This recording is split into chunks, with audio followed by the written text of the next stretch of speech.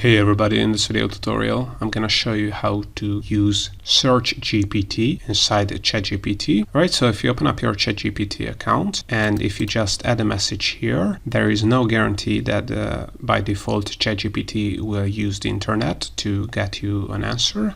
However, if you want to use the Search GPT, here's how to do it. That you also want ChatGPT to use the internet for. So let's say, what are the best high-ticket affiliate programs, but it can be any question.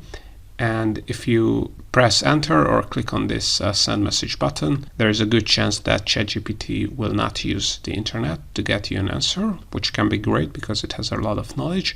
But if you want to make sure that it searches the web and uses Search GPT, you have to click on this search the web icon here. And if you click on that, as you can see, it will search the web with this query, and then it will also scrape the information from those from the website it finds and will answer your question based on that. So let's say send message here, and as you can see, it has searched 5 sites. You can click on this down arrow and see what are the 5 sites it has parsed through, and based on that it will give you information. And as you can see, you can check out the websites it has used by clicking on the links here. So now this is how you can use Search GPT inside ChatGPT.